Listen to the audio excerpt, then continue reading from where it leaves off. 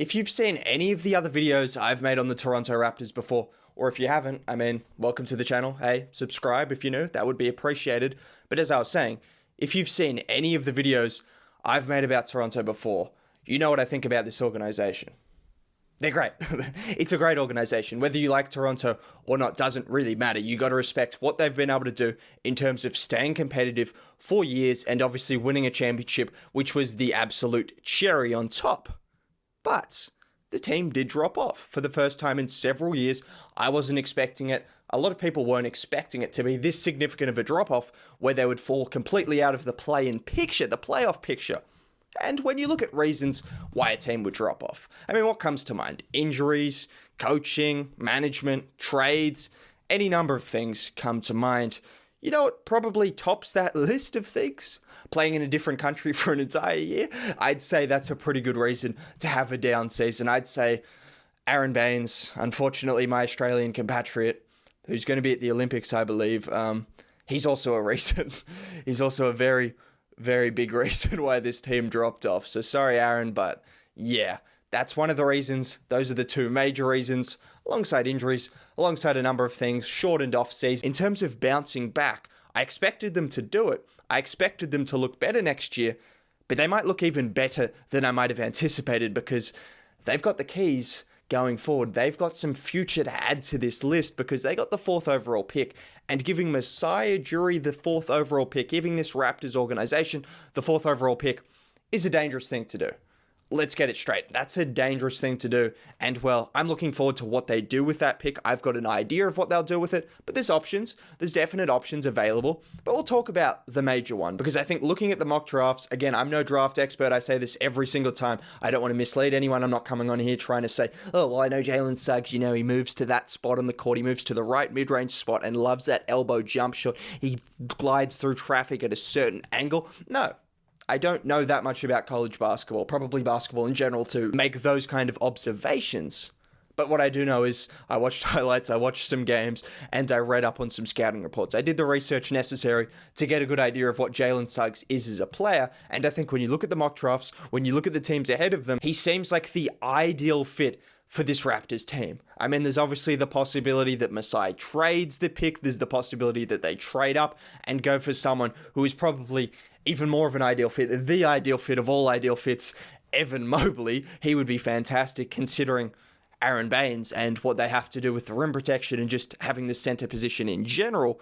But if you're looking at the other position of need, it's probably that guard position. You've got Van Vliet, who might play a point guard role. He can play a point guard role, but one of those two positions needs to be occupied. And in today's modern NBA, it doesn't really matter what you consider Suggs, a point guard or a shooting guard or a combo guard alongside Van Vliet. They've both got capabilities as off-ball players. They've both got capabilities as playmakers, scorers, creators. You name it, they've got all those capabilities to play together. It's not really about naming the position of either of those players. It's about how they fit together, like Kyle Lowry and Van Vliet. Those two guys fit together. That's all that matters, and these two guys, I think, will fit together. So that's why I think Jalen Suggs, barring any trades, could take this team to the next level. Now, in general, let's talk about the Raptors because we got to start by looking at their core guys. I'll get into Suggs and what I think he brings in just a bit. I'll talk about that. But I want to talk about their core guys because I think it gets forgotten. And let's start with Pascal Siakam because I know it's fun. He's a bit of a contention point. He's someone that people either think is completely garbage.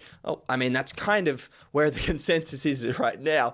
It's lower than it should be. That's what I want to start by saying because people make fun of his spin move. His series against the Boston Celtics last year in the playoffs was bad. Absolutely no two ways about that. And he started the season slowly as well. Also, he missed some game winners. There's a lot of reasons why people who don't watch the Raptors a ton would have seen some of those highlights, some of those game winners, would have seen last year's playoffs and thought he's completely fallen off. His jump shot has fallen off a cliff, which to a degree it has fallen off. It's below 30% now, which we hope it can get back to in the 30s at least. But as a player, he's still a good player. He's still just close to that all-star range. I think he's just below. He's still a versatile defender. He's still someone that can run the floor. He can play off the ball. He can play with the ball in his hands. He can play make from the post. He might not have the biggest bag. He might not be able to go hezzy, pull up. No, he might not be able to do that. And people are still going to make fun of him, even if he averages 35. Giannis gets made fun of for having no bag, and he's a 2 times MVP and a 30-point per game scorer. So Pascal is going to get made fun of till the end of time for having no bag, but at the end of the day, He averaged 21 points a game. He averaged 20 points for the second season in a row over the last 20 games of the season. He found a little bit more form. His shooting was still struggling, but he was averaging 24 and 7 on 47% from the field. As I said, he can play make, he can pass. I don't think he's a number one guy. Actually, I know he's not a number one guy on a really good team, but if you have him as someone who's just by committee, you have him as someone who's going to give you 20 points a game, give you that good defense, he can play make as well, he can be that creator, that secondary creator, you're perfectly fine with that when you add in his defense and just everything he brings on the court. I think he's become an underrated player. Probably last year he was a little bit overrated with what people were saying, but now he's underrated. It's really the cycle of players. And then looking at the other two guys, there's three core guys. There's other guys that might come back. You've got Gary Trent Jr., which would kind of be interesting with obviously Jalen Suggs, the guy who I want to talk about. But guys like Kem Birch, these guys, they need to bring guys back. But the three core guys are the ones that we know will be back. Kyle Lowry, obviously. There's a good chance, obviously, Kyle Lowry will leave if Jalen Suggs gets drafted. Three guys that I am 90% sure will be on this roster next year. One guy that I'm 100% sure will be on this roster is OG Anunoby. In my opinion, most potential of these three, most potential of anyone on this Raptors roster right now, even including Jalen Suggs. I think OG Anunoby does have that future star potential. I think he's someone who averaged 18.5 points a game over the last 20 games of the season. He showed some creation as a playmaker. And in terms of his playmaking, you're not looking for him to be a 5 to 6, 7 assists per game kind of guy. You're going to get that from the backcourt, hopefully, and then a bit from Siakam. But I think just seeing his creation, it just shows that he's more comfortable with his decision-making. It just shows that he's more comfortable making those reads in traffic, and in turn, that's going to lead to him being a better scorer, which we saw. We saw him start to take advantage of mismatches. He's too strong and too big for so many guys that try to guard him. He needs to do that even more often. He's a 40% three-point shooter on volume. That is legitimate. He can get to the line. He actually needs to do that more, but he's capable of getting to the line. If he can start getting to the line more, start getting downhill, start getting through traffic and taking advantage of mismatches, OG offensively could be a 20-point per game scorer as soon as next year. And then defensively, this guy, 1 through 5. I've said it before, but he's Ben Simmons without an ego. It's that simple. And then offensively, obviously, people are out on Ben Simmons, so not to say, but OG's a better player, which everyone knows now, but OG is someone who you love. Defensively, he's got the potential to be the best wing defender in the league. He's not far off, but he's got the potential to be that. I mean, he's guarded Jokic, he's guarded bigs, he's guarded smalls, he's guarded in-betweens. He does it all. Defensively, offensively, he's also improving. This guy has star potential. I think he could be an all-star as soon as next year. And then Van Vliet, it kind of just ties into the Suggs situation. Those two can both be talked about together because that's the backcourt that you're looking to have if you draft Suggs. And everything I've seen and read about Suggs, it's important to note that he can play off ball. He's a high IQ guy as both an off-the-ball defender and an off-the-ball offensive player, which is important because he's not going to have the ball in his hands all the time on a team like this. And I think just talking about Suggs while we're at it, in Gonzaga, he played for obviously a great team, a team that nearly won the championship, and he spent time as a guy playing off the ball. He didn't always have the ball in his hands like other college players that come in and have a 40% usage rate, run all of the offense, the systems all around him. No, he came in, he fit into his role, and he played that role really nicely. Obviously, he made that memorable shot, but in general, he played a role for Gonzaga. He showed flashes of the stardom, but he was still playing that role, and that's important because coming into Toronto, the system's not going to be around Jalen Suggs. Let's get that straight from the jump. So it's important that he knows how to move off the ball. It's important that he knows how to defend. Both of those things he's good at defensively. We can talk about that because he's coming into a team that prides himself on defense. Last year, they were a bit below average because they had absolutely no rim protection. But in general, they've been an elite defense for years going back, and they've got all the makings of another great defensive team with OG and those guys. Suggs comes in as someone, despite being in his rookie year, he should be a plus defender from the get-go, or at least an average one with his IQ and with his frame, alongside Van Vliet, who's also a great defender considering his size and for his position. These two guys should work well together. I've said it before, but these guys can both play make, they can both create. Suggs has a jump shot that has a little bit of question marks over it. It's only 33%.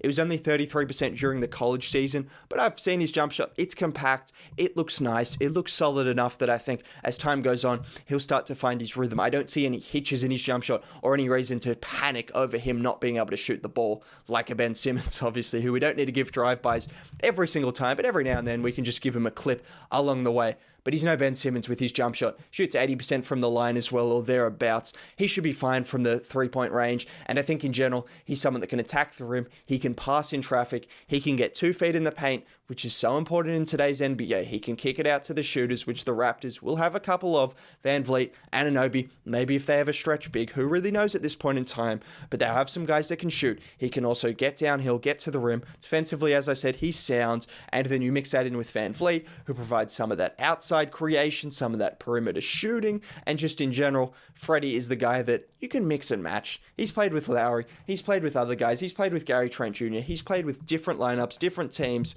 He's capable of fitting in alongside Jalen Suggs. He's going to be fine.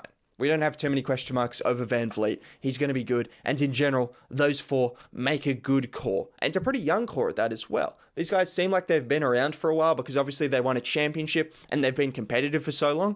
But they're still pretty young, particularly in their NBA careers. Even Pascal and Fred, they're a bit older, but they've only played a few years in terms they're still improving, and I expect still more improvements for them to make. And then you bring in Suggs, who I think has the potential to bring this to another level. That's the key thing that I want to talk about in this video. It might not be next year. Well, it probably won't be next year unless he comes in like an absolute star from the get-go, which we're not counting anything out. We've seen that with rookies recently a lot. But over the next few years, he's got that potential to be that all-star guard that brings this team that already has the outlines of a good team and brings it up a notch. You then match that in with Masai being Masai and hopefully getting them a center better than Aaron Baines, which is anyone over 6'6".